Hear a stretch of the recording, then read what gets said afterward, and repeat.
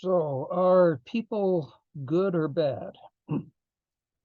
Um, we have a lot of messages and input from the world around us that reminds us of how bad people can be.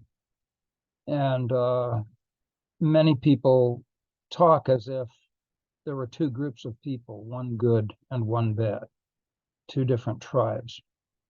Um, that's an unrealistic view of goodness and badness. It's an unrealistic view of human beings. Um, Martin Luther King had a more realistic and sensible view. Um, he said that human beings have the potential for both great good and great evil. And the same idea is expressed by the Russian novelist Alexander Solzhenitsyn in the Gulag Archipelago.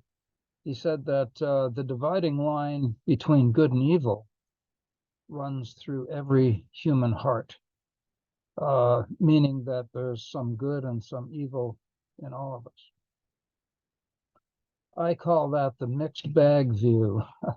And I think I use that phrase a lot, but I think it describes some of the complexity we face when we're dealing with human beings and with the world itself. We have a positive side and we have a negative side. Once again, Dr. King turns out to be a really good psychologist. But let's try to take a look at the positive side of human nature. This is just one way to do it, but we have sometimes used an exercise in nonviolence trainings and workshops and classes, and I've used it in group sessions at the Second Chance School, where I'm on the board, Silver Oak Academy, with adjudicated youth. They are mostly boys, high school age boys from inner city, Baltimore, Washington, Philadelphia, and so on. This is something called the HEROES exercise. And I want to share my screen and just show you a very simple PowerPoint, 2 slides, I promise.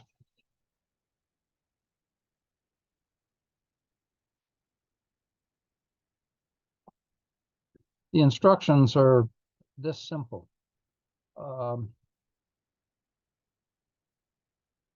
We ask people in a group to think back over their life so far and to think of one person who had a positive impact on who they are today. Give them, a minute or two to think about that. And then ask, what was it that that person taught you that had an impact on you? And then we try to use a whiteboard or blackboard or whatever's available to collect ideas from each member of the group. The person who impacted, I shouldn't say that, the person who had great influence on a young person is often a parent. Sometimes it's a coach, a teacher, another relative, sometimes an older friend that was looked up to. But here are some examples of what you find and hypothetically, let's just say this is a group of kids at Silver Oak. These are young men in the high school age range. Many of them say that their hero, their mentor, taught them how to have a sense of humor. Many say that that mentor, that older person, taught them to be honest and solid, meaning a reliable person. Some will say that flexibility was what they got from that hero. The kids use this phrase mental strength a lot. It sort of means resilience, or resilience with confidence, I guess I would say. If you are said to have mental strength in that group, that's a high compliment. To stand up for myself, to take care of my family and friends, to be grateful, to be strong but gentle, to think before I act, to pay attention, to stay cool, meaning calm under pressure, to be loyal. Loyalty is a huge thing among these kids. And one of the cardinal sins is snitching on your friends, of course. I think that's true in many groups. TCB stands for taking care of business. That means finish what you started. Look on the bright side, meaning how to be optimistic, be kind, and get up and get going every day. So, sort of an awareness that life is undermined if you stay in bed. Here's the thing. This list, I've edited it a bit, but it comes from young teenage boys in a second chance school. It's remarkable how long the list is. And it would be quite possible to go around the group a second time and generate even more positive qualities that parents or coaches or other mentors have imparted to each of the kids. These are qualities that the kids admire, that they are glad to have these qualities, or to be working on them, or to value them. They are qualities that they admired in their hero, who was a role model for them, perhaps, or who gave wise instruction about how to behave this way.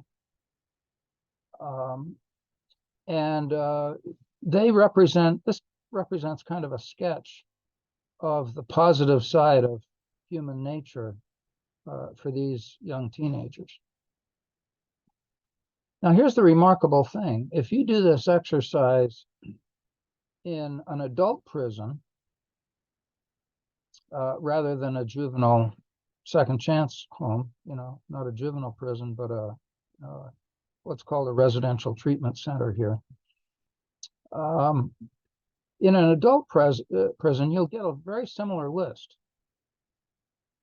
Many of these qualities will overlap with the list that the kids produced. If you do this exercise with adults who belong to perhaps a community organization, like a service club or something like that, you'll get a very similar list.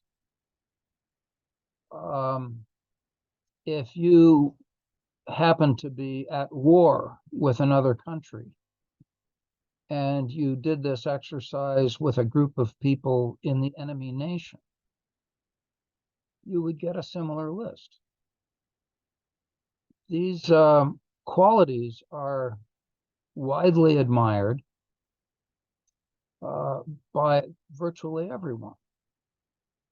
And within any one group, for example, the group that generated this list, as we go around the room and each person contributes an idea that gets listed on the board, you can see other people, other guys in the room nodding their heads. It's as if everyone gives their assent or their agreement that, yeah, these things are admirable and they represent qualities that they consider valuable to have. That's quite remarkable. because I think it runs counter to the idea that our enemies are really different from us, or that kids are really different from adults, with respect to a question like that, a question that's asked in the exercise. It cuts across these dimensions of age and race and nationality and whether people are institutionalized or not. And as I say, across the board, it sort of gives a sketch of this positive side of human nature in a rather remarkable and energizing way. It's energizing for me. Now, what happens when we get angry at someone? Well, one of the first things that happens is that we forget all of that positive stuff that we share with that person, just because they're another human being.